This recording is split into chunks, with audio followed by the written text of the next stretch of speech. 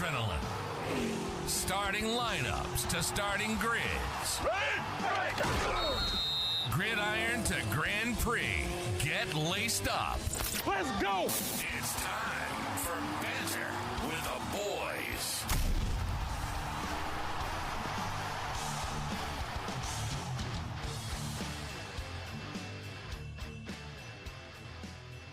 Yo, welcome back to Banter with the Boys. Fast laps once again. Obviously, I'm Smelty. Next to me today is Joe. Joe, what's going on? Happy to be here. Happy to be here. We're happy to be here. Well, hey, sometimes there's nothing else to be said, you know what I mean? Yep. And so across the table from me, Tyler, what's popping? What's happening? Glad we got another race this weekend. 2 weeks is too long. No doubt. No, it did feel like it took forever for this. I kept thinking we had a show and we did not. So I didn't know what to do with my typical Tuesday. Cool. Typical Tuesday. How's your week been, buddy?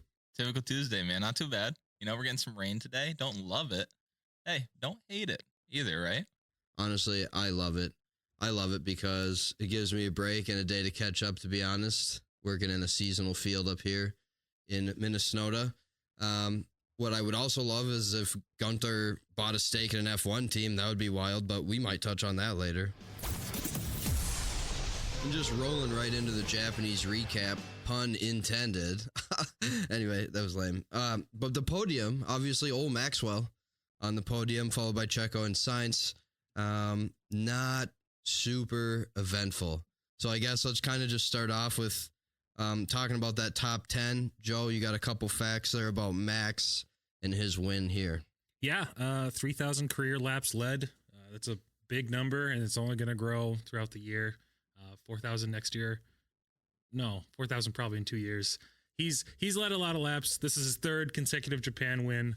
Yeah, it's more of the same, unfortunately. Yeah, I mean, straight dominance. I mean, obviously Red Bull's followed by the Ferraris. Are we that surprised by that? No, it's pretty straightforward. I think it's kind of what we expected. I know a lot of us had both the Ferraris in the top. Checo had a pretty good race, right? But speaking to your point there, how many laps is Hamilton at? Isn't he at like 6,000? Isn't he at like double of what Max is still? Wow, is he really? I thought it was something that was a lot more. That fact is inbound, by the way. Yeah. We got a couple people crunching it. We have analysts in the background right now just slamming numbers. Slamming around. Okay, I got the numbers. Oh, here it is. So down the line, you're right. Lewis with 5,455, and then it's Schumacher with 5,111, and then it's Vettel with 3,500, and then Max with 3,000. So he's still got a bit to go to get up there. He's definitely going to pass Vettel at least. Oh, he's going to pass You'd Vettel no matter what. He'll make it to that 5,000 as well, at least. But will the Red Bull be good enough in 2026 to get him up to 6,000 past anyone else has? That's a question. If you're Cole, you're going to be like, absolutely not. Well, I mean, I think the big thing too is it kind of just shows Hamilton's dominance. Like I think we kind of overshadowed that the last couple of years because he hasn't been as dominant. Obviously, he doesn't have the car and everything, but it kind of shows his dominance, even with McLaren pulling out the championship. Like he's been a dog for a while, and obviously 3,000 seems like a ton, but to be like half of Hamilton, it's kind of crazy. Yeah. Sorry, go ahead. No, go ahead. I was just gonna say, I think Max's dominance right now might outweigh Lewis's dominance in his peak. So if Max were to get, I'm knocking on wood here, if Max were to get 6 championships in a row, he's getting that 6,000 easy. Especially in the like there's an asterisk with the 3 of the top 4 because we're in the new age of 20 plus race seasons. Niki Lauda didn't get that luxury. Ayrton Senna didn't get that luxury. So it's like, it's for Max to be already 4th all time with 3 drivers championships. Like it's pure dominance. Don't get me wrong. It's obviously him dominating, but it's just like, you're not going to get even Schumacher in the early 90s. They didn't have those 2024 race seasons for them to accumulate all that. The thing that kind of sucks too is even if Max blows I love that point. I wasn't even thinking of that, but it like if Max blows past Hamilton, it's still going to be in the back of the mind. Like, okay, it's like when they change the rules in the NFL, right? They always go back to that. It's going to be that same thing with Hamilton. No, Hamilton did it with this. It's like the Jordan LeBron debate right now. And does that take anything away from what they're accomplishing, though? You know what I mean? Like it is kind of that like Jordan, LeBron, Kobe deal, blah blah blah, whatever it is. It's just a different era. They're the best of their era. I think that's kind of what it becomes at that point. I mean, obviously Lewis was dominant as heck, but is it as impressive as Schumacher with that point that you brought up, Tyler? Like, I guess no, right? I don't think so, especially with Schumacher. If you look at the level of competition that Michael Schumacher was racing year in and year out, you know, it was in my opinion, I guess, a lot more than what even Lewis had, what Max currently has. Like at the end of the day, there's like maybe 3-4 drivers on the grid right now that you could feasibly see actually winning a race, right?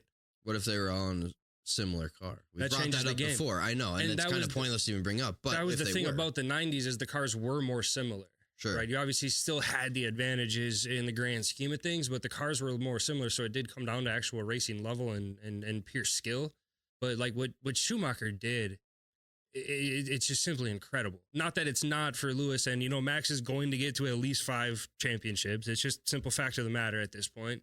But it's crazy because Lewis even did it in the era where they had it's like the hybrid era, whatever it was, where they made the switches and then Mercedes was just on top every year. That car was second to none. Valtteri Bottas was finishing second most of those times too. You know, it's where Red Bull last year was the first time Checo finished, like Max had a number 2. But I think another thing about Hamilton is the one thing he'll always have over Lewis, if we're doing the Jordan LeBron debate, is he won in the McLaren. Hold on, you said Lewis. One thing about Lewis you have over Hamilton. Oh, sorry. One thing that Lewis has over Max is like the Jordan LeBron debate is that Lewis won in a McLaren. You know, if Max keeps his dominance, great. But if he keeps it in this car, cool. But are you comparing just Max and Lewis now? Yes. Yeah, okay. Yeah, but like even with that, to kind of bounce back on your point, I mean, have you guys seen the movie Rush? Yeah. No. It's a great F1 movie. It's about Niki Lauda. Oh, I've heard about this movie. But like that kind of ties into your point. It was like drivers going at each other because their cars were pretty similar, but it was like, okay, who's the best driver? Yeah, it came down to just the ultimate skill and determination. With that, back in those days, like those cars were the least safe thing in the world. Yeah, no doubt. And we're not trying to discredit Lewis or Max's skill. I mean, it's evident every race still. Lewis some of his passes are insane or whatever it may be, even though his car's not a rocket ship. And they're both completely different drivers, right? Lewis is going to win on like strategy, and he's going to get the cleanest line, and he's going to get the cleanest laps, where Max is going to bring out the elbows. And he gets a lot of his moves from a sheer intimidation factor, because that other driver knows Verstappen ain't giving up anything. He's not letting up. But don't you guys kind of hate watching it? Like when they just give up like that? Yeah, I hate when they just let him pass. Like even this happened a couple weeks ago. Maybe it was Checo. Is that a team order, you think? If Max is in the vicinity, like, let him have it? What I'm thinking about is Alonso a couple weeks ago. Like he's arguably, like, if anybody's going to keep you behind him, it's Alonso. He's amazing on defense. Definitely. And he just let the guy, I don't know if it was Checo or Max, but he just let him go walk right by him. And that's so the first race of the year. If it was Checo, it would make sense, but you're saying, okay, my bad. I thought, never mind. I thought about that from the wrong way. It's pretty, it's like almost frustrating to watch because you're just giving up. And like, if there's a fight to happen, Alonso's going to be able to bring it to you. Yeah. Even in a slower car. Exactly. No, I mean, it's a great point. I just want to make sure we're not taking away from Max and Lewis. They're so skilled, but I think at the moment, because of those less races, we do got to look at Schumacher still as the king. And that short tangent right there we just went on, but it was worth it. Looking again at that top 10 from Japan, Lando finishing 5th, almost a full 15 seconds in front of Alonso. Is that kind of what we're expecting at this point in the season for McLaren? Is that going to hopefully become the norm that they can beat out Alonso? I'm not going to say Aston as a whole because Stroll, but at least beat out Alonso. Is that what McLaren is looking for? They want that 5-6 at least locked in, if not battle for 3-4. I mean, they definitely want to battle for 3-4, 100%. But I think at this time in the season, they're outpacing Aston Martin and fighting with Alonso in certain situations. Yeah, if it wasn't Alonso in that Aston Martin, we wouldn't be like it wouldn't be a conversation. Alonso. That's what I mean. Like so it's like if he's battling. Yeah, right. So it's not necessarily like Mercedes versus the Aston. It's McLaren versus the Aston. It's McLaren versus Alonso. It doesn't matter what car he's in. 100%. Maybe not the Alpine. I don't think he'd be giving much of a battle in that Alpine right now. But God. Again, it just gives more, like, just kind of backs the points, around Alonso. He's just a dog. Like fight a Red Bull, Alonso. Yeah. And then obviously you got George Russell coming in at 7. I mean, a decent run from George. I don't really have anything to say on that at all. Moving right along, Piastri at 8. I mean, at least he's in points. I'm surprised by that. I figured that the McLaren just looks so much better than the Mercedes right now. I really thought that both McLarens were going to be above the Mercedes. I have to almost give that point almost fully to Fernando. If he wasn't defending like he does against Piastri, I don't think George would have caught him like that. He pushed him back into George fully. And Okay. Japan looks a lot like, I mean, just from like, if you're just looking at the track, you don't really know much about it. You haven't raced it in the F1 game. Like, it looks a lot like it's just an easy, fast track. It's so technical. Like, if you've ever raced in the F1 game, even those big windy turns, it's like, okay, I'm in second gear right now. I should be in fourth. Like, that's what the guys are doing that are flying through. So, especially like a lot of these guys, I think it's actually a pretty good position for Piastri because a lot of the guys above him have that experience there and they know how to really maximize those turns in that track, especially. So that's interesting. You have played it on the game, though? Oh, yeah. Yeah. When I did last week, and of course, I want to, I didn't play China coming up, but oh well. But when I played Japan, I noticed how many or how little opportunities you have to actually make a pass, There's only one DRS zone. It's definitely a really fast, tight, like you said, technical is probably the best word for it, track. Tyler, have you raced it on the game as well? Yeah. What do you think? It's definitely tight. I mean, it's not technical. that we're pros, tight, right? But yeah, it's really technical. I mean, there's not a lot of opportunity to pass. Like, there's only one DRS zone. You don't see that often. And that's really modern day F1. You're passing under DRS. You're not getting a slipstream and getting that corner very often anymore. Right. It just doesn't happen. So it's like without DRS, you're not going to see a lot of passing unless you are a Red Bull who didn't have to pass at all because they started 1-2, where it's like that's the only passing you're going to see. If the Red Bull starts, if Checo starts 7th or 8th, he's going to work his way up to 3rd or 2nd, So it's like, oh, okay, the Red Bull's going. I think it's a win definitely for McLaren. I mean, they're not really, they're pretty much in 3rd by themselves, right? I mean, I think Mercedes just dropped pretty far back, right? Yeah, it's like I would think so. We're actually going to give an update. 35 which we can go into here pretty soon. Just around that with McLaren, I mean, Piastri just getting points, getting 8th. I think in that track, I think it's still a big win. I think it's still a big win for Piastri. It's a huge win for Lando, I think, getting 5th. But see, I don't think so because it's like you expect the McLaren to be there. It's the 3rd fastest car on the grid, so that the 5th, 6th is where you really would expect him to be. I think it's just like Joe said, it's just a Fernando effect, though. I think Piastri finishing up there, it's a win. He finished above Lewis. It's just. I mean, he still beat the Mercedes. Yeah, there is that. There is that, and it isn't 9th, so there is also that, right? But with that 9th Lewis, just again, George and Lewis 7 and 9 for Mercedes, just kind of a disappointment for them, I would imagine. And heading into this week, as we'll touch on later, I don't think it's looking really any better. Have they came out with any updates? Does anybody know anything special they're bringing new to the table? I haven't read any news, but all the news headlines I've seen have not looked great for Mercedes. So that seems to be the general consensus every week right now. Maybe just looking forward to those new regulations. And then Yuki getting, is it a point for 10th? Yep. Getting a point at his home track. How cool is that? So cool. It's so awesome. It was so awesome to see Yuki do that. It's like it was a great drive too. Mm-hmm. Mega job.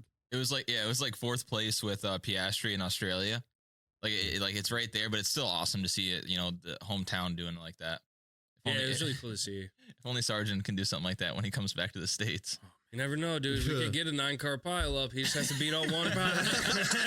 He's causing that pile up. Let's be honest. But yeah, I mean that's only if Stroll's on a wrecking ball that weekend. It's only if Stroll has the best qualifying of his life. Is that how we're gonna get the pile up? Is Stroll? He's the cause. Yeah. Well, if it's not Logan, I mean, there's only one other feasible option. Well, no. Logan's got to win, so it's got to be Stroll then. That's what I'm saying. Yeah, they got to work together. Logan's not winning. He might grab a 10th if there's 9 cars out.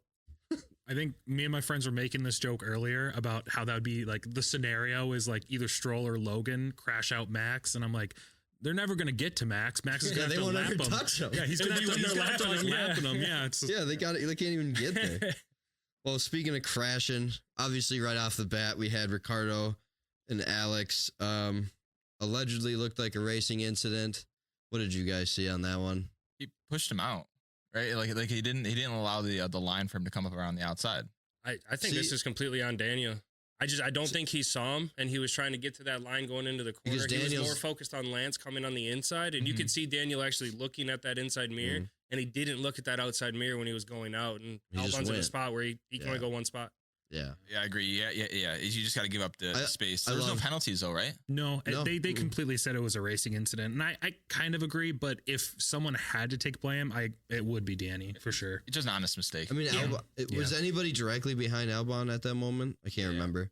Could he have tried to check up? I mean, obviously it happened so fast that Daniel just went outside to avoid that. But like, could you check up there? Yeah, but you have the line, right? You're gaining essentially 2 positions by doing that because you're passing Danny and Stroll. Yeah, you're going right. into that corner For sure. And it's balls to the wall. Start of the race. You got to get as many as you can, especially like we were saying, how technical it is. Get as many as you can, as fast as you can right away before everything spreads out. You know, especially in that Williams. The Williams is not a slow car, and Albon's a great racer. I think if he takes those 2 spots, you'll see him in the points. Yeah. Yeah. Sure. Moving right along. Joe, I know you saw maybe a couple of different things about Charles maybe having a different pit strategy. You touch on that at all? Yeah, sure. I think, and not even really just like what I saw after the race, just during the race, he definitely had the longest stint out of everyone. He was on those tires for way longer. He was managing. What was he on? I can't remember. Were they mediums? I think they were mediums. Yeah. So he was on mediums for a while. There were people pitting around him. He was in first. He was just leading laps just because he hadn't pitted. Going from 8th to 4th, finishing off is amazing. Yeah. Managed way better than everyone else. I think, definitely says something. He had a few moments that I guess maybe detract a little bit, but knowing that he was on such old tires, that kind of helps him out too. Sure. Yeah, his ability to manage the tires in this race was just absolutely incredible. Like, it was incredible. Nobody was being able to do that, and he was out there 10 laps past where everybody else was throwing the hards on. Yeah. Oh, 100%. Like, what an incredible strategy, and that's not something you hear often from that red Ferrari. No, yeah, definitely not. And it earned him driver of the day, too, so everyone did it good, because he was putting down some good laps, too, with those old tires yet. That's the thing. So we have to mention it. We already talked about Logan Sargent. Obviously we're here in the U.S., so we mentioned the not hometown but home country folks. Obviously Haas team not in points this week. Not necessarily a disappointment. But Hulkenberg finished 11th. He was right there, ready for points, but to no alas. So obviously we hope, at least I don't know, I hope to see Haas perform better. Gunther seems to have something coming out every week about some little blurb about wanting to be better than them in some form or faction in his next adventure. But I love that guy. Yeah, no doubt. So let's we'll just take a quick second. We'll go into season standings update for you and constructors. Welcome back. Of course, we're going to head right into the season standings, the championship driver standings. And to do that, we have our boy Tyler. Allegedly, he said his nickname was Hands while we were just off right there. So whatever's going on there, take it away, homie. All right. So going into the driver's standings, as we all know and expect, we got Verstappen kind of running away with it right now, but really not really. I thought it would be a lot farther gap than it is right now, with Verstappen at 77 points, with Checo at 64. So there's only a 13-point difference there. That DNF, dude. Yeah. Oh, that's right. That was DNF. pretty big. That's no points. That's huge. And then, right now it's just a battle of the top 3. You got Leclerc and Sainz fighting it out for third there. There's a 4-point difference. And then the McLarens going at it as well, with Oscar and Lando having a 5-point difference. Obviously, Lando in front there. Then he pops down into 7th with George Russell. Then we have Fernando, Lewis, and Stroll rounding out the top 10. And then Yuki on the board with 7 points on the year. And Ali Behrman in 12th place on the year right now with 6 points, which is just absolutely incredible that he is still probably going to finish higher than maybe 5 or 6 drivers on the grid this year, only having 1 race. So I really hope that cat gets a seat next year. He could probably finish ahead of the only other 2 drivers that have points right now, which are both Haas drivers. Very feasibly. There's a real possibility of that. Yeah, like, I mean, let's be honest. He'll probably finish in front of both Alpines, both Saubers, at Logan Sargent, maybe even Albon, because the Williams just doesn't look good. And both Haas's, he could feasibly finish right in where he's 12th or at. 13th. Right where Yeah, I he's expect Danny Rick to eventually pick it up. Hopefully he gets in at least 10 points, but I don't know at this point. And then, as Smelty just mentioned, we have the two Haas drivers, Nico Hulkenberg and Kevin Magnussen, with the only two other drivers with points, with Nico having 3 and K-Mag with 1. There's really no surprises on this. You know, Danny Rick not having any points is a little bit surprising to me going into the year. Albon not even being close to points this year, a little bit surprising. But other than that, it's kind of as expected. The biggest surprise, I guess, in my opinion, would be it's only a 13-point gap between Verstappen and Checo. I was actually pretty surprised, too, about Hamilton only being at 10. I guess, looking back in the season, I didn't realize he did that bad. Another DNF. True. Oh, that's right. Still, 14 That's behind right. Alonso in the Aston. It's tough. Yeah, It's that's tough. wild. And Stroll's only 1 behind you? Yeah. That's tough. Yeah, Lewis is Tough not. Lewis The is. car hasn't been him and Lewis and the car haven't meshed well at all this season. That's the thing, because you even look at Russell, he's only 14 points back of Russell. So that car is just not anywhere close to where it needs to be. And George is driving that car far better than Lewis at this point. Oh yeah. Yeah, absolutely. At the end of the year here, obviously, I think Hamilton's top 6, top 7. I'll throw it out there right now.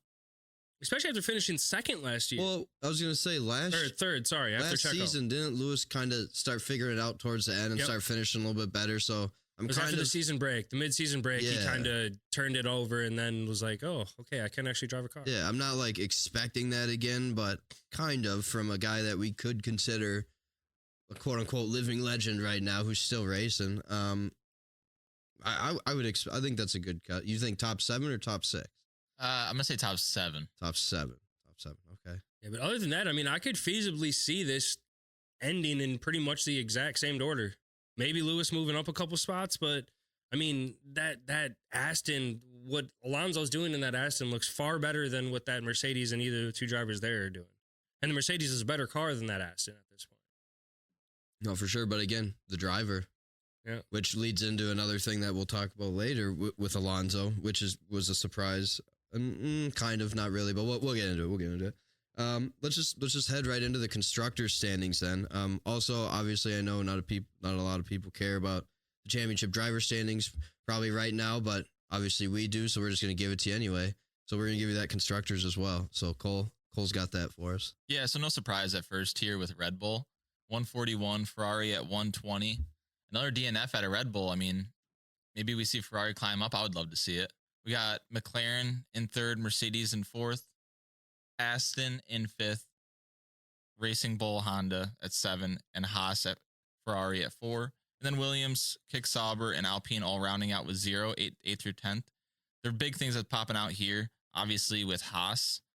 I mean, thank God for a Yuki as far as Racing Bull. But, I mean, Haas with 4, I mean, it'd be pretty awesome to see them, get 7th. I don't think they've ever done that since they've been around. It's kind of tough to see it without Gunther being behind the helm. Aston, I think we're going to see Mercedes and McLaren. That's going to be the big fight at the end of the year. And hopefully Ferrari can bring it to Red Bull at the end of the year here too. That's kind of what I'm looking for. I'm curious if, God forbid, we get one more DNF from a Red Bull and not any from the Ferraris. Can they catch Red Bull? Is it realistic? But until somebody like challenges Max, it feels not realistic. But I feel like Feels it's not like even a fantasy world. I feel like it's not even challenging Max. I feel like the big thing we want to see here is 2 3s out of Ferrari. 2 3s out of Ferrari consistently. I think we're going to be okay. If you're a Ferrari fan, you're going to be happy with that. You're just going to be chipping away, I think. They have to get a couple wins in there, though. Like, you have to throw in 3-4 wins the rest of the year between the two drivers. And, I mean, to me, it just comes down to Checo. It's how consistent is Checo going to be? Because he's looked pretty darn good this year. And this was a really good bounce back race for him. But I mean, that leads into it. Why wouldn't they re-sign him unless they have somebody ready to go already? He's making a good case to stay one more year. It's crazy that he's not even in the talks either. Checo? Nobody's talking about Checo coming back. It's all who's going to replace everybody's Checo. assuming he's gone, but if he's not, why? Who else are you going to put in there? And we've talked about that, but like Carlos, who So I think I want to jump in and get you guys' opinion on two different fights here, Haas and Racing Bull. What are you guys' thoughts there? I mean, I don't think Haas can do it. It'd be pretty cool to see him go 6. Obviously, we have a lot of Haas fans in here, a lot of guys that like Gunther, but I mean, do you think they can pull it off, or do you think, obviously, I hope we see Ricardo jumping back up and getting points. I think Racing Bull might run away with it, but do we see anybody have Haas taking that spot in 6? I think we got to see what Ricardo does. I think he hasn't done enough yet, and we'll just see whether it's car, driver, combination of both, whatever it may be, before we could like make that guess or assumption. But I'd like to think that Haas could beat him out 100%. I mean, Nico looked at if not getting a ton of points, he looked consistent so far this season. I mean, if he's consistently battling at least for that 1 point, probably against Yuki and Daniel, who knows? Maybe they could just chip away at it as the season goes on.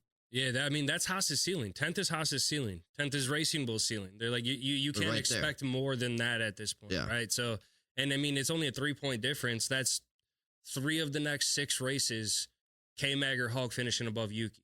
Because that's what it comes down to at this point. Unless Danny Rick figures it out, K-Mag and Hulk have been very, very, very consistent. They're in that 10th through 13th, 14th every race. Pretty much every race. Yuki's in that 10th through 14th every race. Danny's consistently 13 to 16 every race right now. No doubt.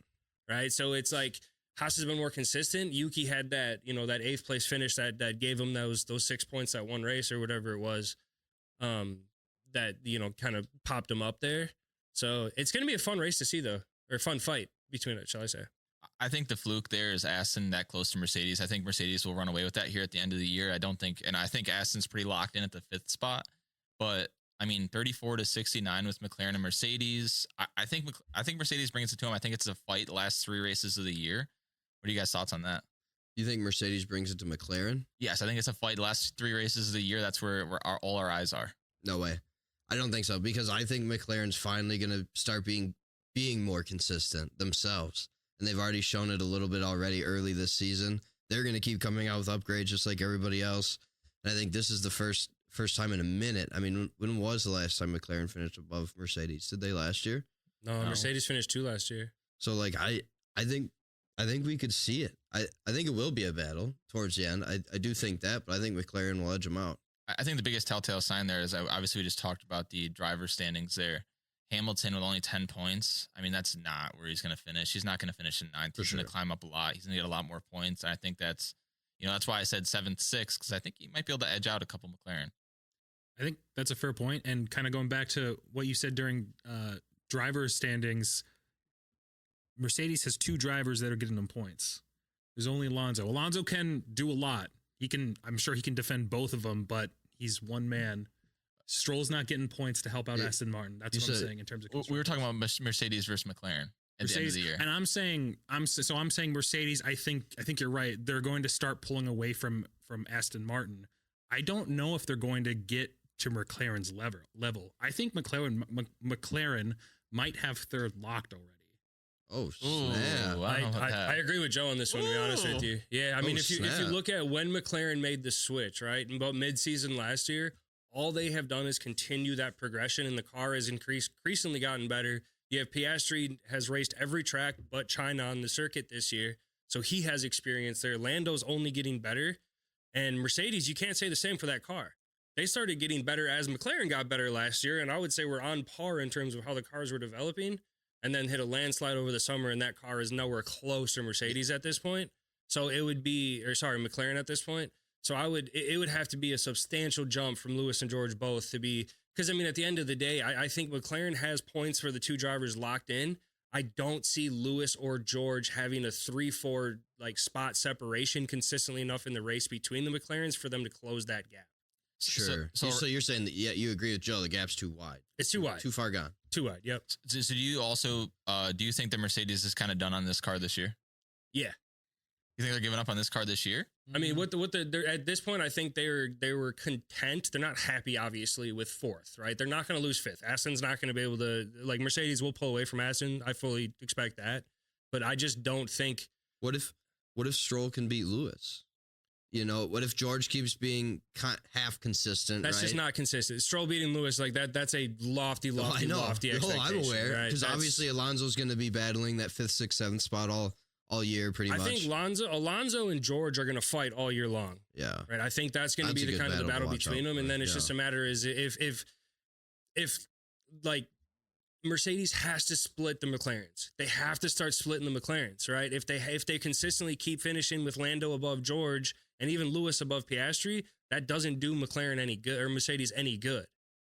And I just don't see George or Lewis taking the gap to consistently finish above Lando, and that's what it's going to take. So the way I would agree or disagree is I think that Mercedes right now does not want to leave Lewis with a bad taste in his mouth when he leaves his last year. After all they brought him, I think they're going to throw everything they can into this car to make sure they can finish at least in the top 3. That's where my mind's at on it. Fair enough. Let's just take it from there. So that was obviously a new little spot there for us. Let us know if you like that, how often you want to hear the points update, every other episode, every 3-4 episodes, whatever it may be. But that was kind of interesting. I liked that. Liked hearing everybody's opinions. With that, we'll just move right into our news. Heading right in, obviously the biggest news probably of our last 2 weeks since we've been here. Alonso re-signs with Aston. Who wants to talk about that? Because that was kind of the biggest news of the last 2 weeks. Anybody excited about that, or the opposite of that, surprised that it happened? So I kind of wanted to throw this over to Tyler because I think a couple weeks ago you didn't touch on it because you didn't want to dive into it too much, but you never expanded on it. Why did you think Alonso was going to go to Red Bull? Because I thought that they would do. At this point, Alonso has maybe 1 to 3 years left. I think Red Bull was going to try to maximize with maybe 1 or 2 years of Alonso at the end of his prime here, pair him with Max, lock down those two, that 1-2 in the standings. And then when the new regulations come out, evaluate from there. I really did. And I thought, and at the end of the day too, it makes all the sense for Alonso. Go and chase those last couple of championships while you still have it. Get yourself in the best car. I'm honestly surprised he re-signed with Aston. What do you think he's chasing at this point? That's the question, because he's not going after a championship in that Aston Martin. Money. I was about to say, is he chasing wins or is he chasing the bag? Because I think Lawrence has given him that money. 100% he's giving him the money, but at this point in Alonso's career, you would like to think that he has made enough money where, if you're going to continue racing, and it's not like Red Bull's going to give him a little. No, granted, there's probably 15 to 20 mil difference in terms of what Aston Red Bull would pay him. Maybe that's so much. That's so much though, because you look at Max, he's rumored to have, $75 or $100 million contract. Lewis was second with like 55. Lando's at like 20 on his old deal. He's probably close to 25, 30 now. Like Alonso's probably making 20, 25 at Aston. Checo has to be making 15, 20 a year, right? So how much would they actually lowball him comparatively? I doubt Aston's paying him 40 mil a year, and Red Bull, I think, would easily give him 20. Who are they going to replace and not pay him 20 mil a year? Yeah, no, that's a good point. It is weird that he re-signed with Aston to me. I would have thought he would have at least wanted to wait until the season was over, until there was more movement going on, just to see what would happen. Because I would imagine he was at the top of Red Bull's list. You would think. I think it makes more sense if they keep him, if they're not going to keep Stroll. Like if you're going to bring in a rookie or somebody that he can help and kind of, guide and kind of be a leader to. But Stroll's there. I mean, where's Stroll going? Exactly.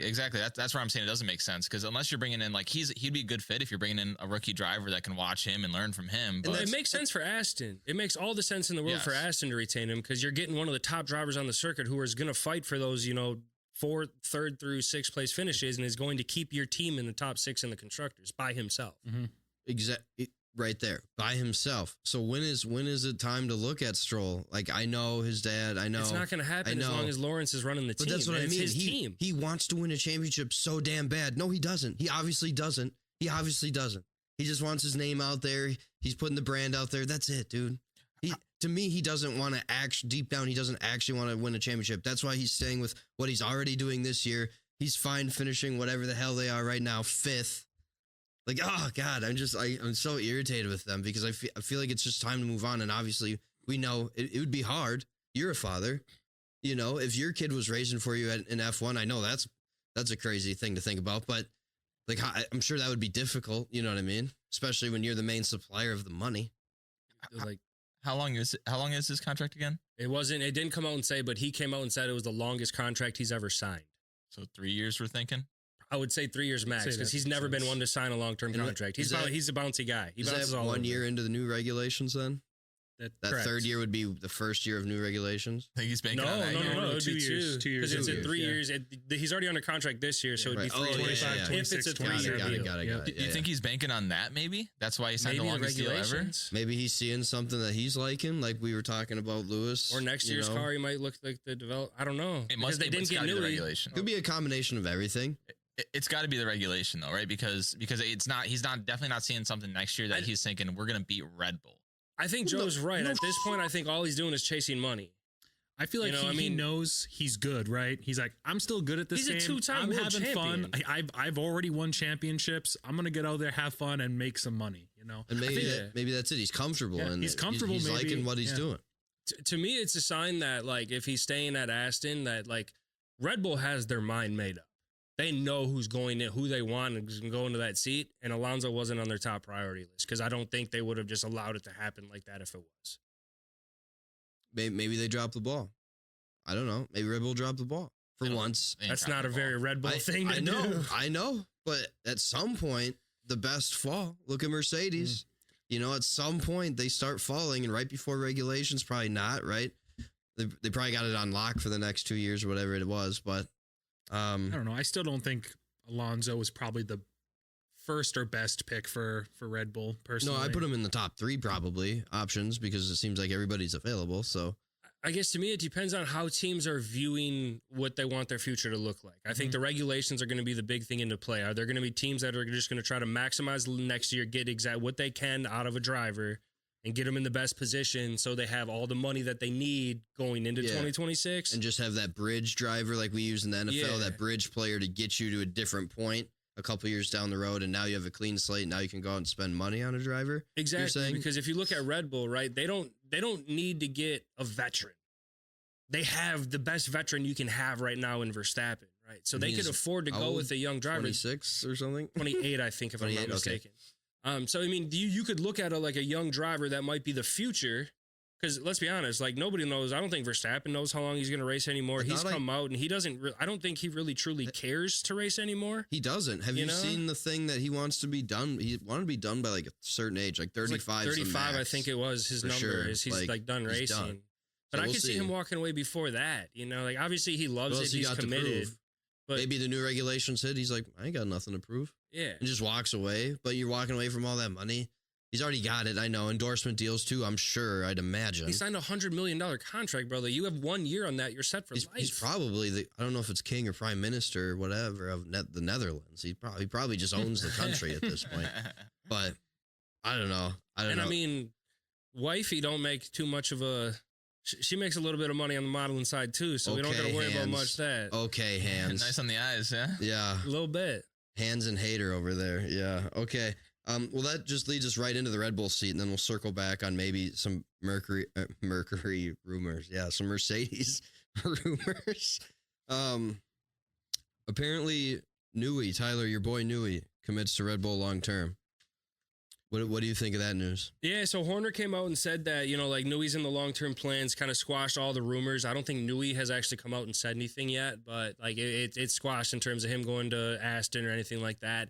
It's smoke season. That could be just Horner trying to squish it. It could be, but at this point, I think Newey and Verstappen are completely aligned in where they're going to go, and I think Verstappen decides where Newey's going to go.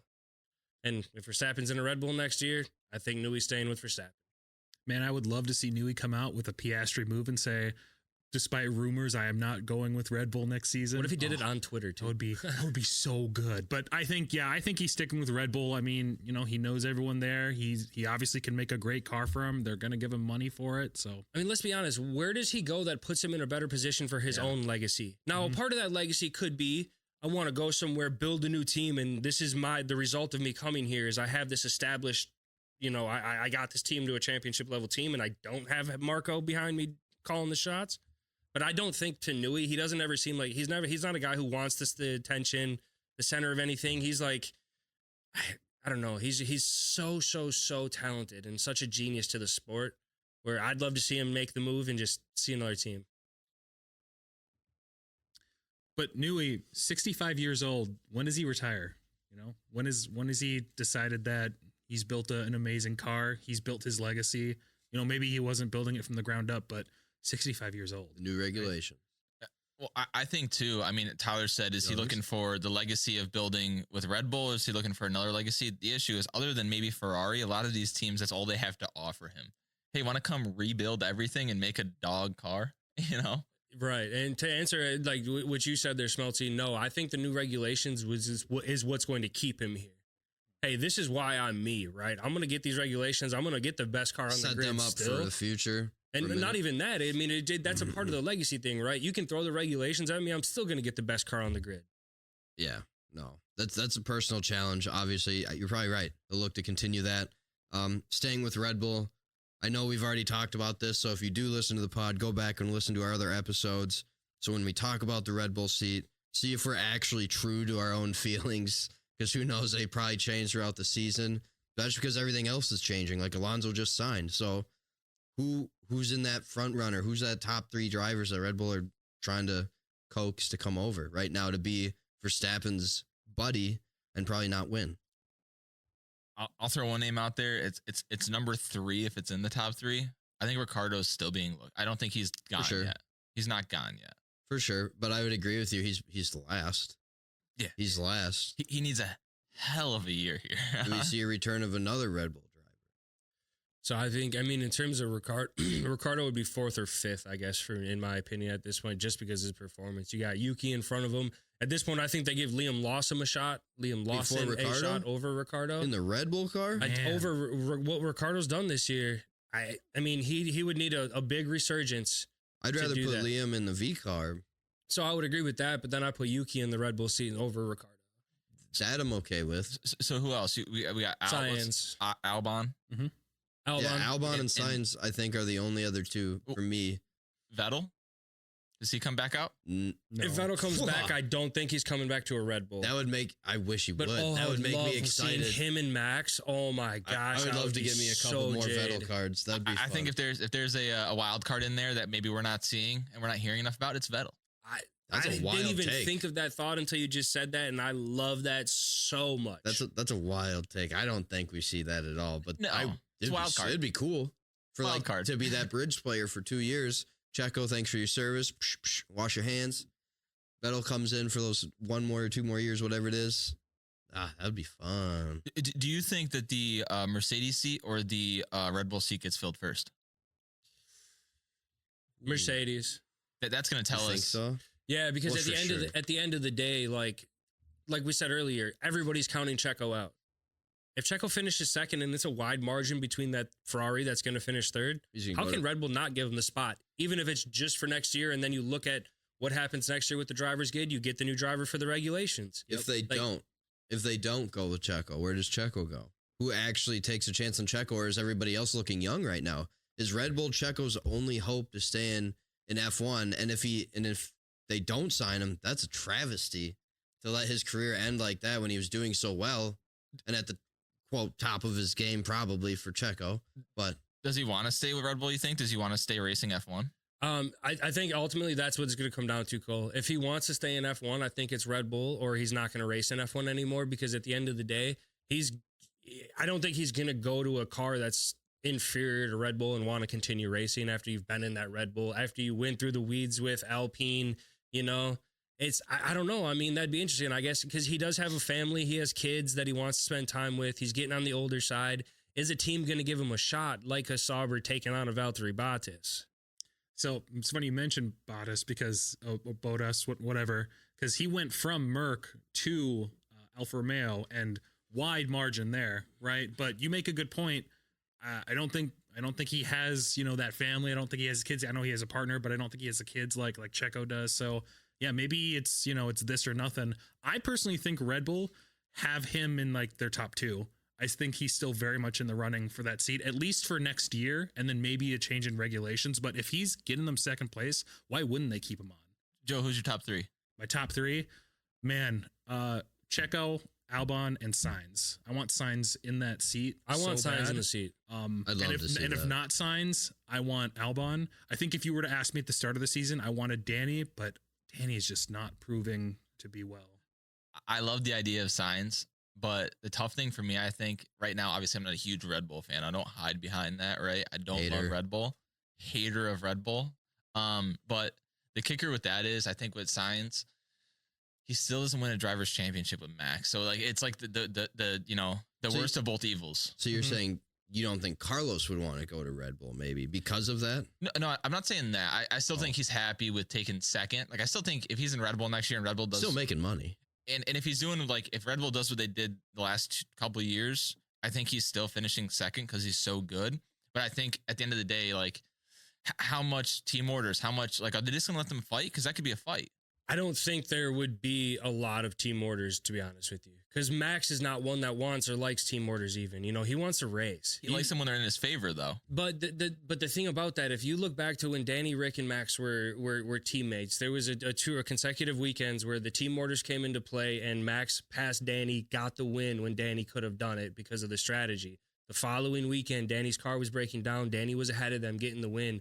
Got team orders to drop back. Max told them no 4 times and did not pass Danny to let him get the win because of what happened the prior week. Old Max. Let's look at the last 2 years with him and Checo. It's a completely different story. I am not doing that for Checo. He said that to Checo, I'm not doing that. No, you don't ask me to do that again.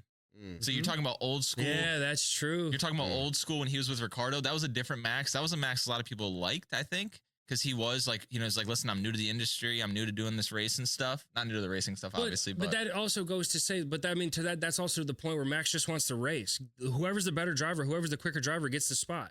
I think honestly, if they're close, so I'm going to put something out in front of you. If they are close at the end of the season, let's say they are neck and neck in points in the final race, and they're both racing an amazing race, but Sainz is a lot faster than Max. You think they're pulling Sainz off there to not let Max win and get the next championship? I think you got to shut up and let him race. At that point, nobody says nothing. I think Max's ego would get in the way and would not want to win the championship that way. No shot, dude. I think he's putty-footing around everything next year. If he's with Sainz and Sainz is winning races over him, we're going to see a different Max. We're going to see the real Max next year if he's with Sainz. And Sainz is winning races just on pure talent and not just... I don't see it, man. I think Max would accept that Sainz is going to be and would just try to get better. I don't think he would go and try to get team orders. I really don't see that out of Max. I feel like that's definitely, and probably not a conversation for right now, but how will Max react knowing that he's now under pressure? Like, I feel like he's been having it easy. Is he going to start complaining more? Like, will he start kind of, messing up a little bit more because he's got someone fighting him? Obviously, there's no doubt he's an amazing driver. He got where he is because he's an amazing driver. But if he's not winning consistently, does that temper start to flare more? Does he start hitting people off track? Does he hit himself off track? Like, I think when he and Lewis were fighting really, really hard, he didn't have any championships under his belt at that point, but now he's got something to lose. Yeah, I think that's a good point. I think the true Max will show up if he's battling somebody that can beat him week in and week out. I think the true Max will show up. That true Max, I'll throw this out there. I know I've been a hater of Max a lot. That true Max might be even better than he is right now. Let's not forget about that. Like, he could be just so much more of a dog on the track when he's got pressure, because when he had the pressure and when he was newer coming on, I mean, he did perform. So just because he's been here and doing it and it's been easy doesn't mean that he doesn't have that dog in him. But the other thing with that, too, though, is we have to remember who the two are that are calling shots at Red Bull are. It's Christian Horner and Helmut Marko. You think Helmut gives a who Max Verstappen is if Sainz is going to win a championship? No, but I think Horner does. I don't. I think Horner would put that. I don't. I think Horner would. Whoever's the better driver is going to be the better driver. And Horner's Max's second dad by blood. No, I mean, I get that. They're definitely that's definitely his boy, but like Red Bull energy drink in their veins. I just don't see it out of Max. I really don't. I really don't. I got one more name to throw at you. I got no, not at all. Max lover, Max hater. I got one more name to throw at you, and actually from Kev, whom I didn't introduce at the beginning of the show, so my bad. He does everything behind the scenes, so thanks, Kev. One's and twos. No, that's NFL. He does the lug nuts. Wait, nope, that's not good. So let's just move on. Thanks, Kev. So anyway, Kev said, do you think there's a way to obtain Oliver Bierman for that spot? No shot. Is that too early? No too shot. soon? Yeah, way too soon. Sorry, Kev. I thought no shot. Put it out there for you, but that's not one of those seats where you can just jump into. Like, obviously the Red Bull had that thing a couple years ago where they had I'm blanking on the name. They had Albon and Gasly jump in that seat. They learned from that. They're not going to do that again. They want veterans right now. Maybe when the rebuild or something is down ticking right now, they're like, okay, we can win. Let's win. Let's get the right people in the seat. They're not taking a chance at all. There's 2, maybe 3 teams on the grid right now that are not going to have a rookie go into their spot. Ferrari, Red Bull, maybe Mercedes. We'll see with Kimi. They're So real quick, who gets that Mercedes seat next year? 100% right now. Who's getting that Mercedes seat? It's so wild because it's like, to me, it's where's Cyan's going to go? Is he going to Mercedes? Is he going to Red Bull? Is he going to throw a wrench in every option? Is he not for him? He can go wherever the hell he wants. I know, but like, it's like, so where he goes, like, and he could throw a huge wrench and say, hey, I want to turn Alpine around. It'd be silly, but it's like he obviously that won't happen. But you look at it like that's going to be so interesting for what Mercedes, if they want to go to the future, they get Kimi. But I think Behrman's a shoo-in for that hot seat. Is Kimi coming in immediately, like next year? You'd think no matter, he could come in if they can't land like a Sainz, and maybe your option is Albon instead or something. That you think they'd go with Kimi? I think if Kimi's not in F1 next year with Mercedes, he would have to have an atrocious F2 season next year if he's in F2 next year, not a reserve driver, for him not to be in a different team the following year. And Mercedes will not make that mistake and let somebody walk, like the whole letting Verstappen to Red Bull. I don't think Kimi is so highly touted that he will not make it another year. So around that, do you think that the biggest news we'll hear is not who goes first as far as Red Bull and Mercedes, but it's actually whose science picks? Yep. I mean, I think I would agree. If Red Bull gives him the seat, he's going to take Red Bull. I think it's just if Mercedes. So I think Mercedes wants Sainz, and I think Sainz wants Red Bull. And I don't know if Red Bull's going to give Sainz the seat, so he might have to fall back on Mercedes. But if Mercedes offers it to him first, right, is he waiting for that Red Bull seat to be offered, or is he just taking Mercedes? And then what? You don't get it, then what? Yeah. So is Ferrari kind of, obviously they've had a downtick, but let's look at Ferrari for a second here. They're filled up, obviously, but they've had this, like, people want to go to Ferrari because it's Ferrari. Has Lewis helped build up the Mercedes where some of these top dogs like Sainz wants to go to Mercedes to carry on that title and try to win a championship there now? I don't think drivers of this caliber care that much about that. And it's more so, where is it going to give them the best chance to win? I think that's more of a fan thing than like the drivers when you get to the ultimate pinnacle of the sport. Fair. I would maybe even revise it that I think it's more in this day and age that probably doesn't happen as easy as it did, in the Michael Schumacher era. Especially now that we see Lewis had his 7 years, right? And now it's 3 consistent years of the Mercedes being not great. I just think it's, The more I think about it, I think it's Albon to Mercedes. Albon to Red Bull. Albon to Red Bull, and I think it's Sainz to Mercedes. That's where I'm thinking right now. Or swap. I think it's the swap. For some reason, my guts tell me Albon to Mercedes for whatever reason. Ooh, I don't know. I haven't heard that at all. That's interesting. That's me. But like, I think Carlos has a better chance at going into the Red Bull and then Albon to Mercedes. But I don't know if that's the right move. But does Vettel come back at all? So I want. No, is he rumored to come back? Where he's been just talking. pulling this out of your He's been talking. Yeah. He says he wants to go racing again, but I don't know. So it's he'd only go to a top 3 team. I don't necessarily top agree. 4 if you're talking about Mercedes. Brother, he went to Alfa Romeo after Ferrari. I know, and they were atrocious. So, but it's interesting you bring that up because I think that plays a big part. You look at a Mercedes spot. You got Vettel, who's a German guy. Mercedes, obviously a German brand. Like, when was the last time Mercedes had a German driver? Schumacher? No, was Nico Rosberg, German? Yeah. Wasn't he? Rosberg German? I'm pretty sure he was. I'll do a quick fact check, but I think that's and that was 2016 or something, 2017. I can't remember when he won, but he's German. Yeah. Okay. I don't think the determining factor is around Vettel. Obviously, I think it'd be awesome to see him back in the sport, but I think, like we talked about earlier, I think it's Sainz. I think, honestly, I know you said it's, he wants to go to Red Bull, but he might not have that. I think he's got a pick of the litter right now, and he's just determining where he wants to go. I would agree with that. I think Sainz goes where Sainz wants to go. Even if there's not an active offer on the table, per se, from Red Bull, but Mercedes gives him an offer, if Sainz has any sort of good management, they're going to let Red Bull know that if he wants, or whatever I said, vice versa. Yeah. If he wants his intentions to go there, like if I'm Carlos Sainz and Mercedes offers me $20 million, it's obviously more. It would be more than that. I go to Red Bull and say, "Hey, Mercedes just offered me $20 million. Give me 25." You don't even need to. You match the offer. I come to you because you got the better car. His brother's good at that too. I mean, obviously he got am I thinking of, no? Sainz's brother is the one is his manager. No, I'm thinking of Carlos Sainz.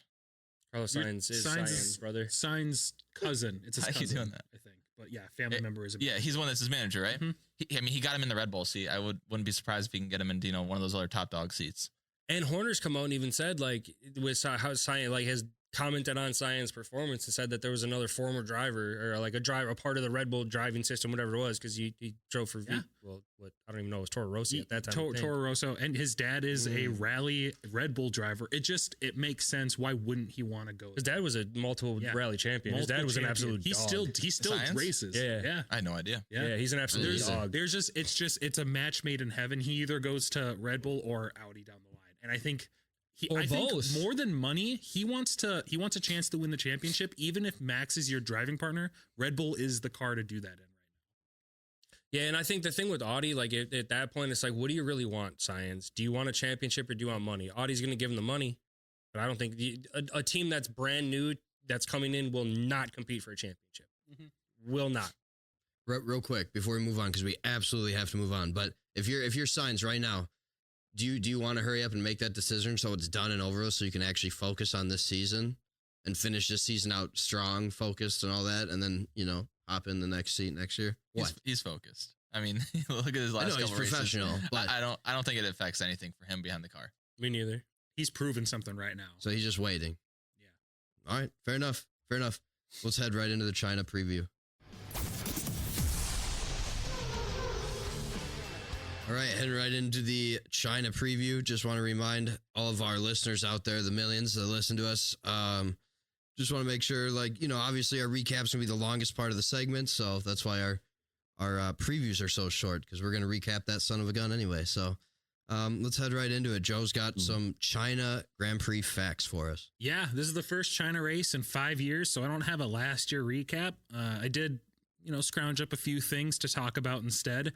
Just for, memory's sake, 2019, we saw Hamilton, Bottas, and then Vettel in that podium. This track is a 56 lap track. It's designed to look like the Chinese symbol for Shang, which means upwards when seen from the air. And this also features one of the longest straights in the calendar. So I think that seems kind of like a buffet for some Red Bulls. I think we're going to see hopefully some nice overtakes this coming weekend. That portion is so fun in the game. It's just a dead straight. Oh yeah.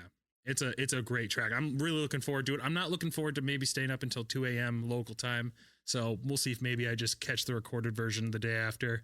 Since the last China GP, we saw Hamilton add a 6th and 7th world title. We saw Max take 3 of those in a row.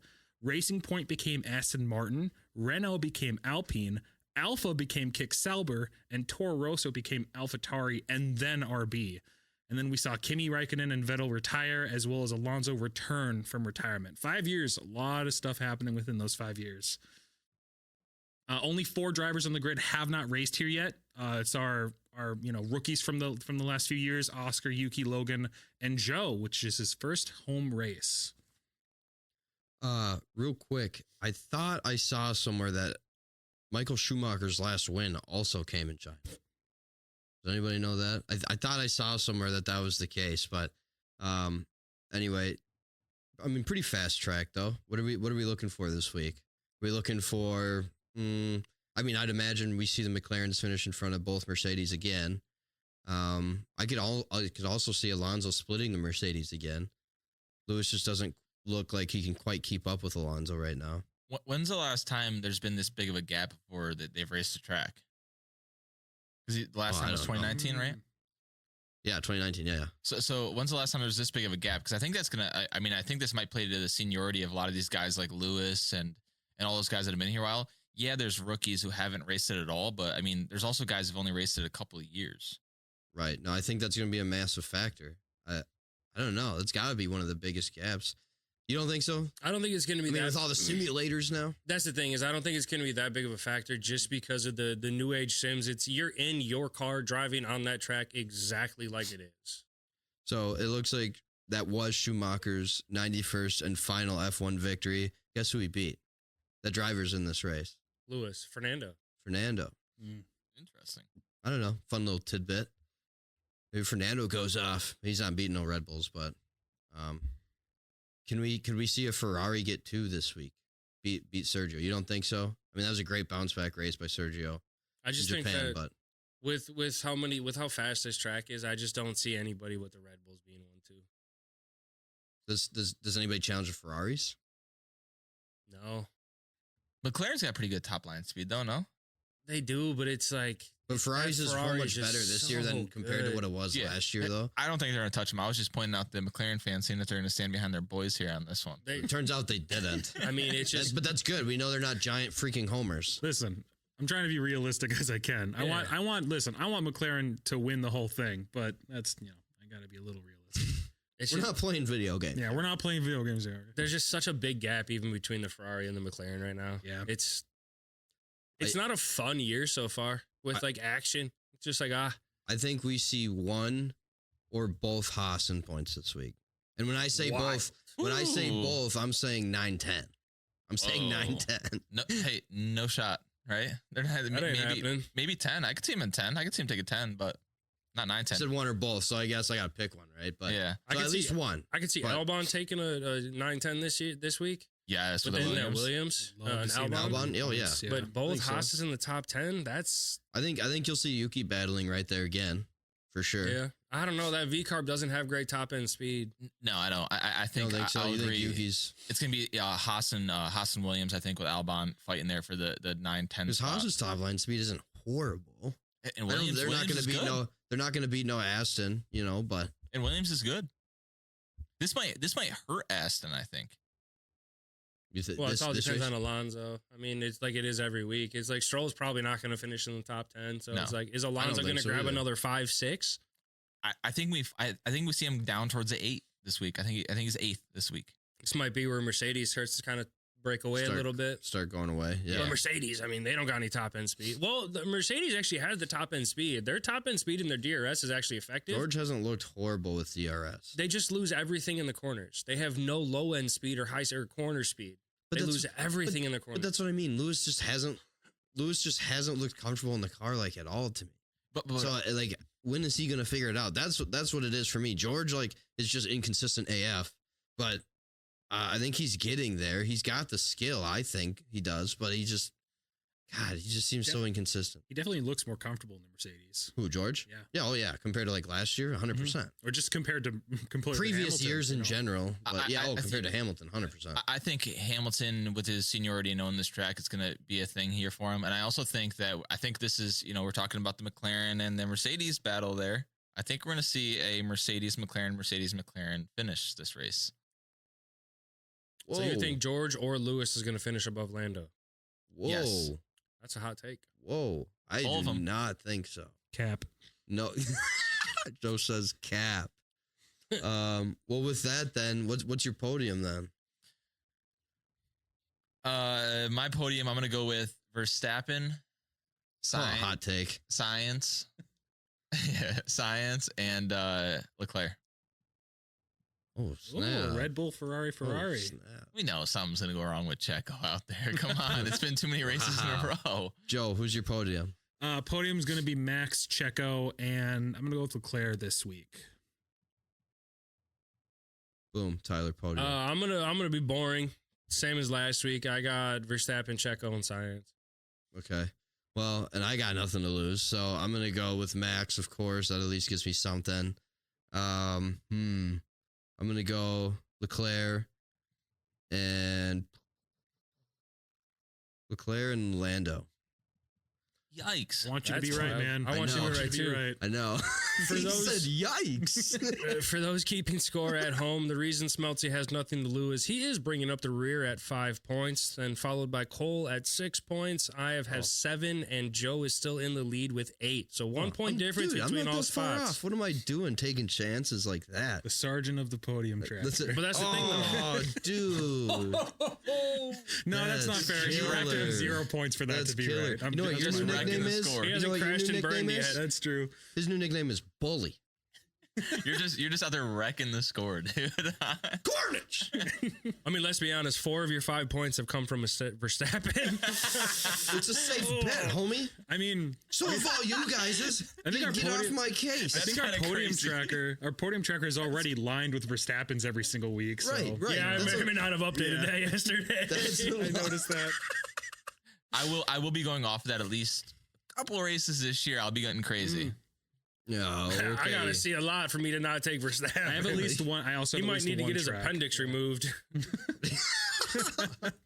There we go. Well, with that, we're gonna go ahead and no, that was horrible. I was gonna say no, never mind. So with that, let's just wrap it up here. Make sure you like, comment, subscribe wherever you listen. Spotify, Apple Podcasts, YouTube is the big one. Please go subscribe on YouTube for us. And with that, we will go ahead. Do we have a show next week, Kev? No, maybe not. No, Joe says no, so we'll see you in 2 weeks. Next race, Miami, I see. I think. Sir. Yeah. Yep. Yeah, we will not be there. Coming back to the homeland, though. We'll be live. Why do we talk like that From in our our homeland? basements. We're done. See y'all in 2 weeks. Don't forget to follow, like, and subscribe. Tune in next time for more Banter with the boys.